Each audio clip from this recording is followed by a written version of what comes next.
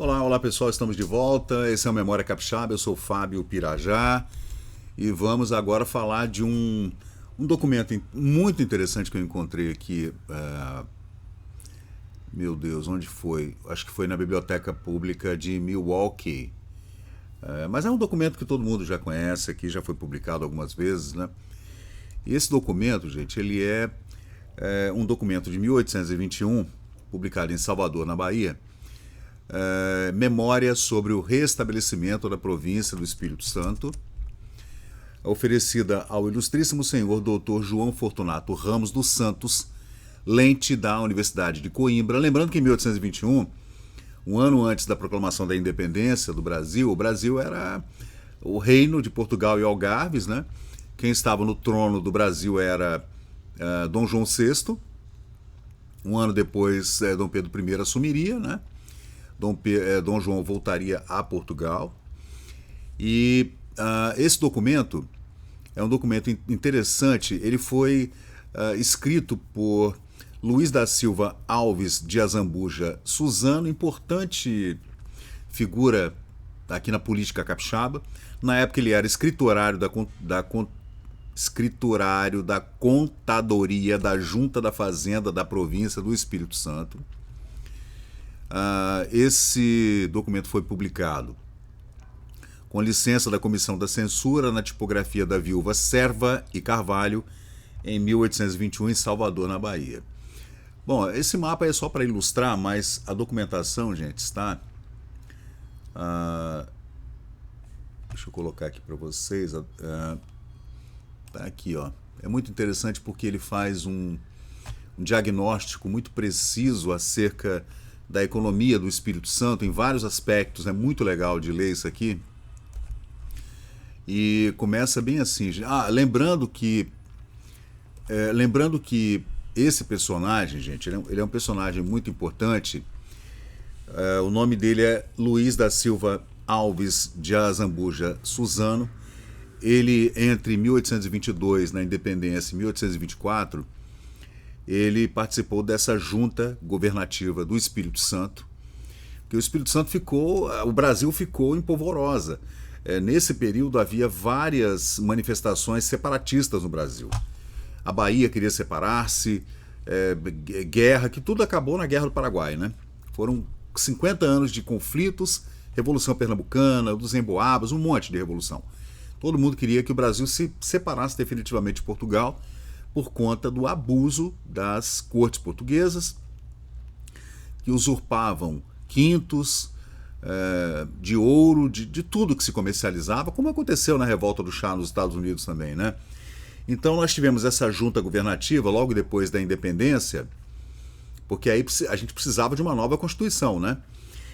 Então nós tivemos aí, o presidente foi José Nunes da Silva Pires, com o Azambuja Suzano, né, como secretário, José Ribeiro Pinto, Sebastião Vieira Machado e José Francisco de Andrade de Almeida Monjardim. Bom, o barão, né? Agora, a gente volta a falar porque esse homem, o Luiz da Silva Alves de Azambuja Suzano, ele nasceu em 1791 e faleceu em 1873, portanto, quando ele escreveu essa documentação, ele tinha mais ou menos uns 30 anos de idade, né? E é um documento interessante na medida em que ele estabelece aqui alguns projetos de regras que poderiam ser implementadas na agricultura, no trato dos escravos, do erário público, tudo nesse período. Isso foi importante, esse documento muito importante, na minha opinião, na minha visão, é um documento importantíssimo dessa primeira metade do século XIX, aqui no Espírito Santo. O documento chama-se, então, Memória sobre o Restabelecimento da Província do Espírito Santo. Na época, uma província paupérrima, não tinha dinheiro para nada, uma confusão com índios, com poceiros, grileiros, com colonos, meeiros, uma confusão terrível, faltava comida, faltava tudo. E o Luiz Alves pegou toda essa documentação que foi passada para ele por todas as vilas, vilarejos, comarcas, freguesias e fez um compêndio, né? Botou tudo ali, detalhou muito bem e mandou para as cortes portuguesas.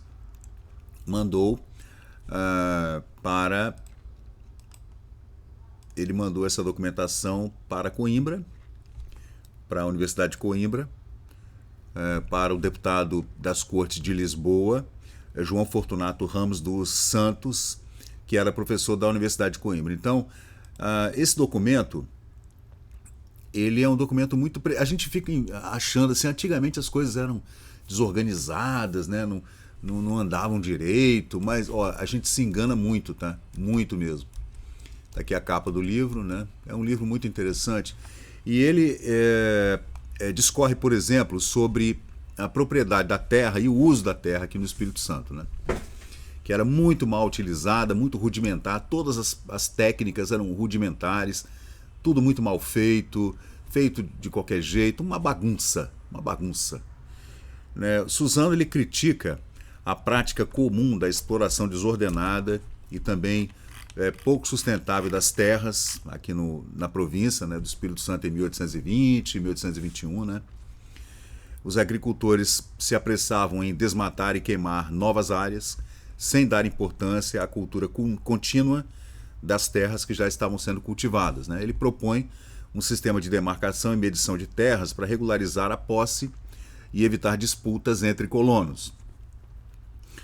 Cada colono deveria ter as suas terras devidamente medidas, demarcadas, por oficiais pagos pela província, evitando assim conflitos, promovendo a estabilidade e também a melhoria da produção agrícola, né?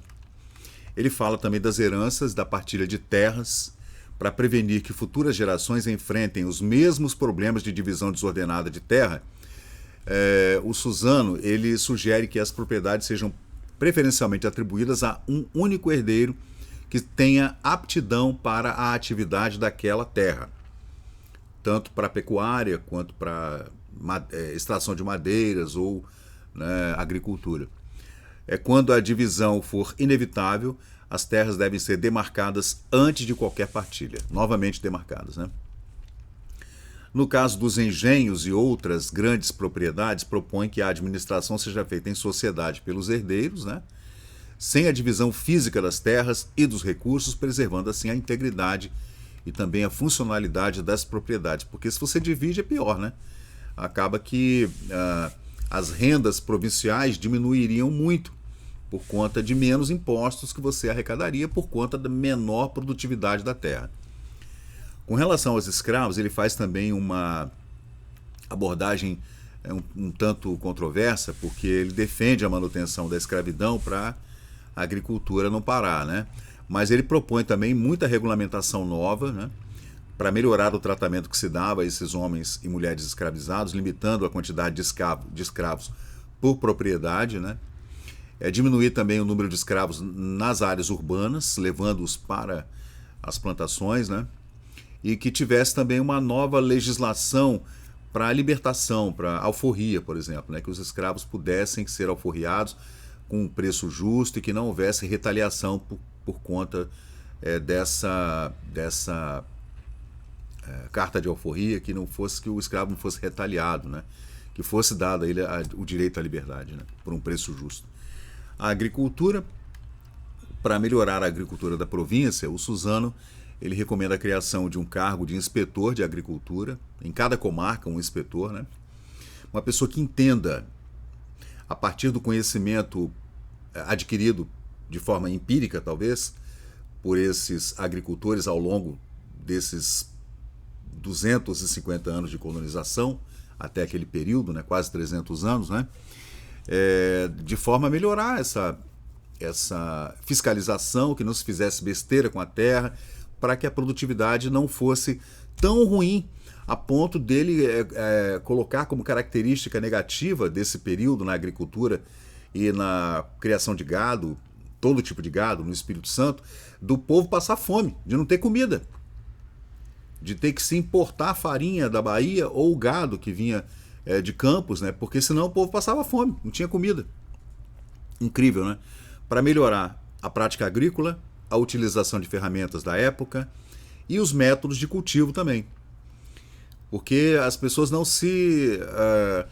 havia uma metodologia para a plantação de cana, de açúcar, para fazer açúcar, a plantação de café, ou a plantação de algodão ou de arroz, era tudo uma bagunça terrível, né?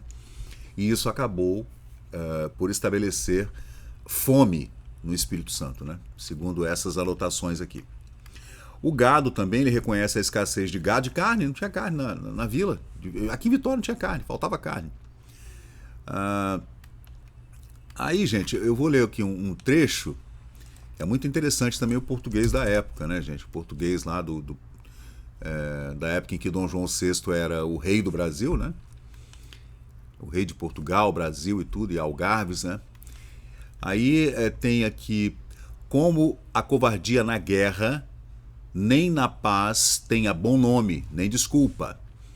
A ousadia que não for temerária, acompanhada de zelo, e vosso amparo não merecerá compreensão. Carta do Dr. Gonçalo Dias de Carvalho ao rei Dom Sebastião.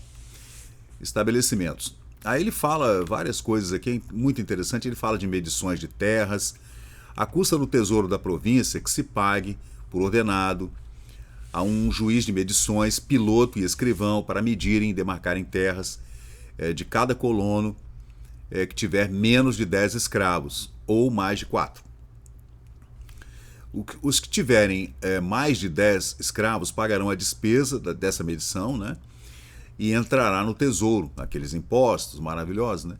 E aqueles que tiverem menos de 4 escravos ou se sujeitarão a foreiros ou feitores dos grandes proprietários, ou terão nos terrenos onde couberem uma porção em sociedade demarcada para 4 até 5 sócios com leis, como adiante se dirá dos herdeiros de uma fábrica de engenho, por exemplo. Haja em tudo justa proporção. Esse é o português da época. Às vezes a gente erra um pouco aqui na leitura, porque o português, ele era as sentenças eram colocadas de forma diferente, né? Parece até um mestre Yoda falando. Mas ele fala da regulamentação das fábricas, dos engenhos, como é que deveria ser tratado os escravos, o progresso das medições.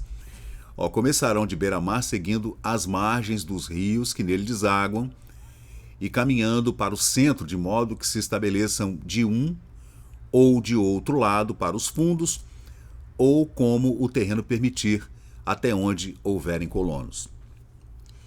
Né? Feito isso, passa-se a demarcar outros nos fundos, costas aos da frente. Então deixe-se um vazio de 3 braças de largo para estradas de comunicação e trânsito dos colonos em toda a extensão das frentes dos terrenos, também já com essas estradas ao través de certa em certa distância cômoda. Continua-se por essa estrada como pela margem do rio e assim por diante. Então, a gente tem que trazer para a inteligência artificial para que a gente possa ler esses textos, porque o português, a gramática era completamente diferente, né, gente? Então a gente tem que ter um pouco de cuidado. Mas quando ele fala da escravidão, por exemplo, o Suzano, né, ele aborda a controvérsia dessa questão, né, da escravidão. Ele era contra, mas no momento ele achava que deveria continuar, porque senão a agricultura brasileira ia parar completamente, né? Para melhorar a agricultura na província, ele recomenda a criação, então, desse cargo de inspetor da agricultura para cada comarca né? E esse cara ficaria responsável por fazer toda essa visita às fazendas, propriedades rurais daqui do Espírito Santo, para ver como é que está sendo feito o cultivo, a sazonalidade desses cultivos, o que deveria se parar de cultivar, que a terra não suporta, né, etc. Com relação ao gado, ele reconhece então que há realmente uma necessidade de carne na província, faltava carne aqui em Vitória, por exemplo, e ele propõe a utilização eficiente de pastos nativos, há muitos e muitos pastos, né, onde não há gado nenhum, obrigando os proprietários a manterem um número adequado de gado e fornecerem carne regularmente para o mercado, para os açougues, né? Ele fala de açougue, a palavra. Ele sugere também a marcação do gado que vem de Campos, por exemplo, que seja marcado com a data, marcado a ferro com a data, né? E que devem, antes de chegarem aqui, porque chegam muito cansados, né? Imagina a viagem, né? 500 quilômetros de viagem, né? esse gado. e que ele seja confinado, né, que seja novamente alimentado, né, até que sua nutrição esteja estabelecida de forma correta e que ele possa ser abatido posteriormente, né. A reforma política e administrativa, que ele também ele fala de servidores públicos que não fazem nada, fala de nepotismo, fala dos vigários que vêm para as comarcas, para as freguesias, montam suas pequenas igrejas e ficam lá sem estudar, sem fazer nada, uma bagunça, né? Ele defende reformas na administração pública, incluindo a rotatividade dos cargos civis e eclesiásticos para evitar estagnação e promover meritocracia. Esse homem era um libertário, gente. Ele era um libertário. Já que eu estou dentro do Estado, eu vou criar mecanismos liberais na legislação de modo a que a gente promova a meritocracia. Ele sugere a subdivisão de freguesias, de paróquias, para todo lado, uma paróquia, uma freguesia, para melhor atender a população, e propõe que os vigários e mestres de escolas sejam constantemente avaliados e que não se acomodem nos seus cargos, que sejam trocados também, inclusive os vigários, tá?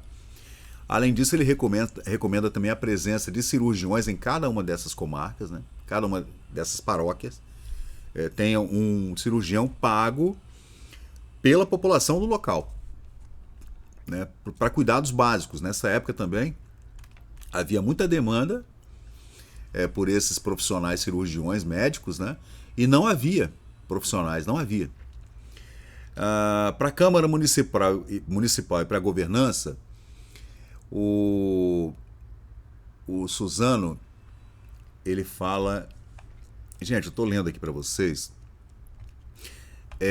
uma pesquisa feita por esse homem que fez parte da Junta de Governo Provisório no Espírito Santo, Luiz da Silva Alves de Azambuja Suzano, em 1821, relatório que ele mandou para as cortes em Portugal, para o Rio de Janeiro, para Dom João VI, e mandou também para a Câmara, né, estadual aqui, para a Assembleia Estadual, dizendo das necessidades de mudanças em várias áreas para que a economia do Espírito Santo, da província, pudesse sobrepujar a penúria que estava vivendo na época. Ele sublinha, Suzano, a necessidade de uma Câmara Municipal bem equipada, com acesso às leis e também registros necessários para governar efetivamente. Ele reclama que não havia literatura, que os vigários deveriam ler isso ou aquilo para atenderem ao seu rebanho, que a Câmara, os edis e também os deputados provinciais deveriam ler certa literatura específica. Ele coloca o nome do livro que você deve ler, para você poder manter a legislação do jeito que tem que ser. Enfatiza também a importância da transparência, também do registro público e dos benefícios concedidos pelos governos, pelos subsídios, né, que a gente fala hoje, e critica muito o nepotismo e a distribuição injusta de recursos. O governo é isso, né? O que é o governo? Senão um arrecadador e um concentrador de recursos. O governo não distribui nada. Aliás, distribui para os seus apaniguados, claro. Para os amigos do governo, há distribuição. Para meia dúzia, há distribuição. Agora, para a grande população, não. O governo é um concentrador de recursos. E quando ele distribui mal, porque ele centraliza. Tudo que é centralizado por origem, no princípio, a centralização, ela não distribui nada, só a miséria. É por isso que eu sou um libertário. Aí, gente, essa análise chama-se Memória sobre o Restabelecimento da Província do Espírito Santo, de Luiz da Silva Alves de Azambuja Suzano. Foi deputado provincial, gente. Ele foi eleito várias vezes, tá? Ele foi deputado provincial num período em que o meu tetravô também foi, né? O Joaquim Pissarra. Olha, em 1834 ele teve 62 votos, foi o deputado mais eleito, tá? Depois dele foi Francisco Pinto Homem de Azevedo, João Luiz da Fraga Loureiro, esse da Fraga também é parente nosso, lá da Serra Sede, né? Manuel da Silva Maia, José Barros Pimentel, Dionísio Rosendo, né? Famoso também, Francisco Andrade Almeida Monjardim, o barão também foi eleito e tal. Aí o nome dele está em vários documentos aqui do Espírito Santo, gente. ele era funcionário público e acumulava carreira de escriturário da Fazenda entre 1811 e 1825, e também era juiz de paz e juiz de órfãos, né, aqui na província. Ele pertencia a um grupo seleto de funcionários públicos, né? Por isso ele tinha essa chance de fazer uma publicação dessa natureza e enviar isso para as cortes, né? Aí, gente, vamos ver o que mais ele fala aqui, que é muito interessante, gente. Esse relatório, ele apresenta uma análise muito abrangente dos desafios enfrentados pela província do Espírito Santo no século XIX, né? Ele faz uma análise muito crítica da propriedade de terra na província, quem a possuía, de forma que se pudesse deixar para os herdeiros, né? Havia uma discussão muito, pelo que eu li nesses últimos anos, né? Havia nesse período um desequilíbrio jurídico muito grande no Brasil. É como a gente está vivendo hoje, né? Insegurança jurídica, do jeito que se fala, né? Mas naquela época era com relação à propriedade privada. Porque as leis mudaram muito, né? De 1808, quando a família real portuguesa veio para o Brasil, em 1822, quando tivemos a proclamação da independência, né? Aí teve a reabertura dos portos também, né? Quando a família real portuguesa veio para o Brasil com toda a corte, inclusive com a Biblioteca Nacional, né? Incrível isso, né? E várias constituições, e isso aí gerava uma insegurança jurídica muito grande com relação à propriedade privada, à propriedade das terras, né? Porque nessa época a gente não estava vivendo Revolução Industrial ainda, isso foi 100 anos depois. Então, nesse período, houve muita insegurança jurídica, porque tudo que o fazendeiro tinha era sua terra, né? E seus engenhos, que eram as fábricas da época, né? Então, alambiques, engenhos, etc. E seus escravos, era propriedade. Então, se havia uma insegurança, você precisava de uma legislação que colocasse fim a essa insegurança jurídica, porque até para passar para os herdeiros você não sabia o que passar. E esse é um questionamento bastante forte aqui nesse relatório do Azambuja Suzano. Está aqui um mapa da época, né, gente? Um mapa aqui do Espírito Santo, mais ou menos em 1815, que é exatamente esse período, mais ou menos, aí que a gente está tratando aqui, né? Deixa eu ver o que mais tem de importante nesse documento. Gente, ele está todo aqui no Memória Capixaba, você pode ler no português original, tá? Ele cuida aí dos estabelecimentos, né? Das terras, né? Aí ele vem falando das terras, aí vem falando das medições de terra e demarcações, inclusive de limites, né? Nessa página 8 ele fala da escravatura, né? Da escravidão, aí fala da agricultura, aí ele fala dos gados, né? Dos rebanhos de gados, que pode ser gado de todos os tipos, né? E aí fala da política. O engraçado é ele falando da política, gente. É muito interessante aqui como é que ele dá umas ele fala mal da política pra caramba aqui. Apesar de ser um político ele mesmo, né? Engraçado isso, né? Mas de qualquer jeito, ele não dá um ponto sem nó aqui não, ele fala mal mesmo. Você vê que as pessoas nessa época, 1820, 21, esses políticos falavam de forma muito aberta, tá? Não tinha puxação de saco, não. Ó. Política. Já se disse que de modo poderíamos substituir homens livres aos escravos que exercem as manufaturas nas cidades. Agora, ocorreremos aos modos de destruir os abusos da ignorância e dos vícios. Ele está falando dos políticos, dos senhores, né? Dos funcionários públicos, dos vigários, né? Nenhum emprego civil e eclesiástico seja vitalício, é o que ele prega. Só a probidade e a ciência é que lhe dará duração. Você vê que o cara era um libertário, né? Você só se estabelece na sua profissão ou no seu empreendimento se você for probo e se você tiver ciência do que está fazendo. Se você entrega um bom serviço, né, um bom trabalho, você permanece vitalício. Não porque você é funcionário público, né? Porra, isso não existe. Portanto, os vigários ocuparão as freguesias por 3 anos, vindos os quais tornarão a concurso a que não serão admitidos sem a devassa da residência como os ministros. Para fazer uma devassa nas contas, na vida pública daquele vigário. Depois de certo número de concursos úteis, serão então colocados. O mesmo dos mestres da instrução pública. Concurso que ele fala é a avaliação, tá? Você será avaliado aí, você que é diretor de escola ou você que é professor, mestre, né? Você será avaliado e também os vigários serão avaliados, assim como são os ministros, né?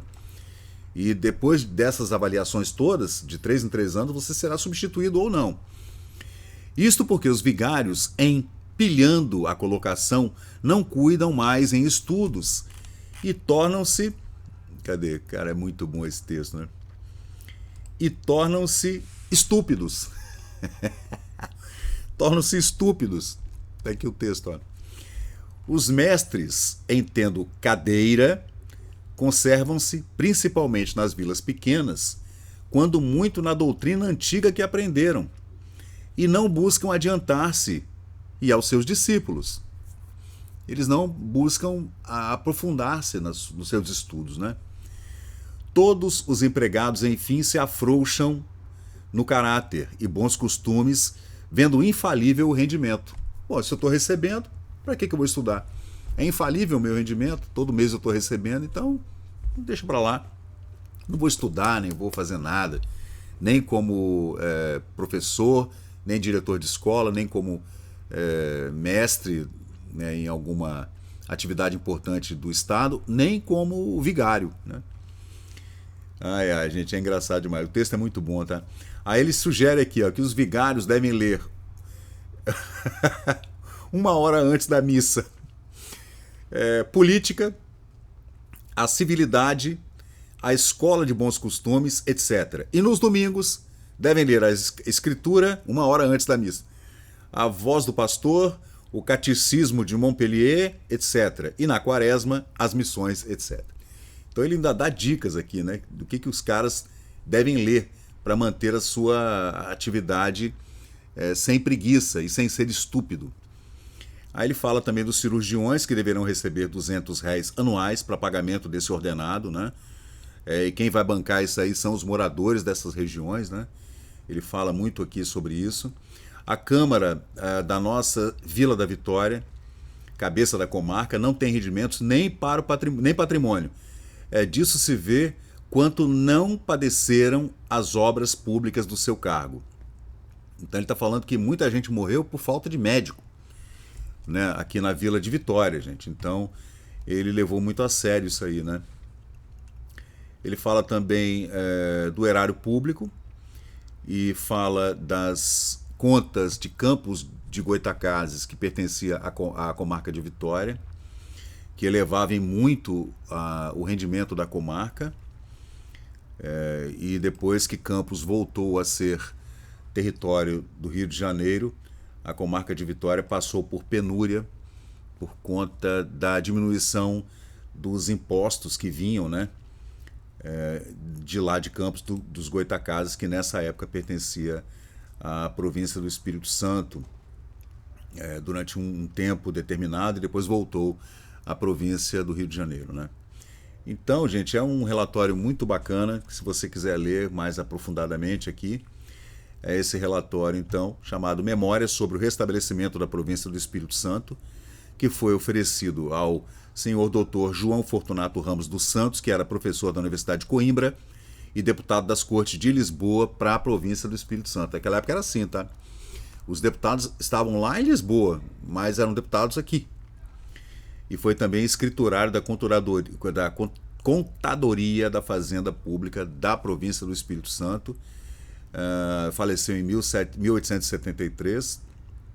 O nome dele é Luiz da Silva Alves Azambuja Suzano, e foi um político proeminente aqui no estado, na província do Espírito Santo, né?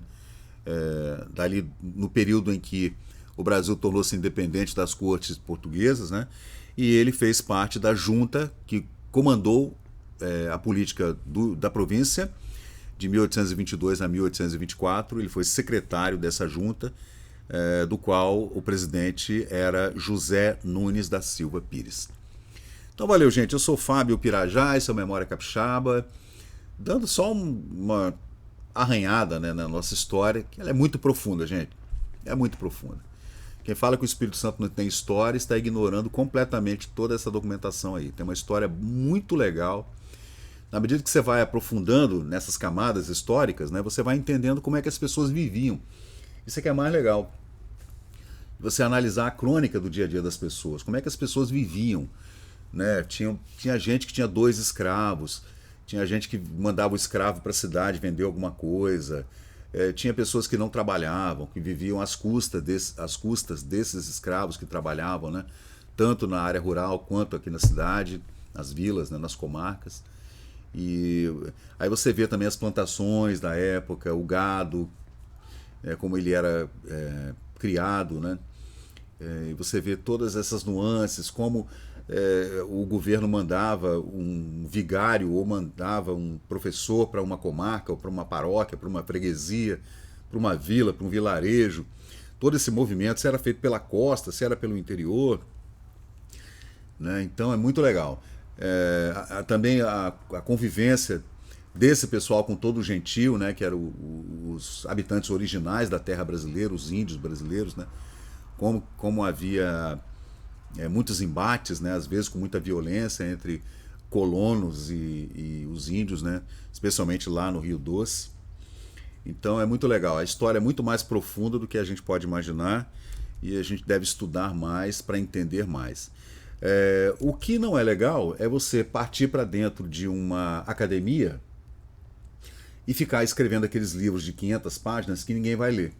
Isso que eu não entendo. Hoje eu jamais escreveria um livro hoje, porque não adianta. Eu prefiro muito mais fazer um vídeo no YouTube, deixar ele lá, porque a gente atinge muito mais pessoas desse jeito do que você se esforçar para fazer um livro, para ficar aquela coisa academicista, ali naquele circuitinho fechado, né, acadêmico, que ninguém lê, só quem lê são alguns colegas professores do meu grupinho, ou alguns alunos ali e tal, e aquilo não se espalha como deveria.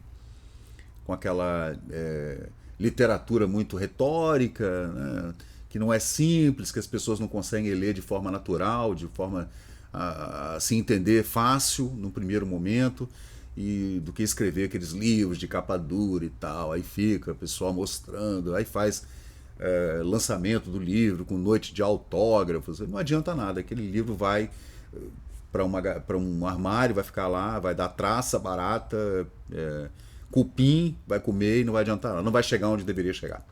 Que é lá no nosso primeiro grau, que é onde a gente deve estudar, no primeiro e no segundo graus, né, estudar essa história do Espírito Santo e o relacionamento da nossa província, do nosso estado com o restante do Brasil. Então valeu, gente, muito obrigado e vamos em frente com a nossa pesquisa. Vamos em frente que atrás vem gente. E chegamos ao final de mais um vídeo aqui do Memória Capixaba. E se você curtiu o conteúdo, por favor deixe seu like, compartilhe aqui o nosso canal e inscreva-se para mais novidades. Até a próxima e muito obrigado por participar aqui do Memória Capixaba.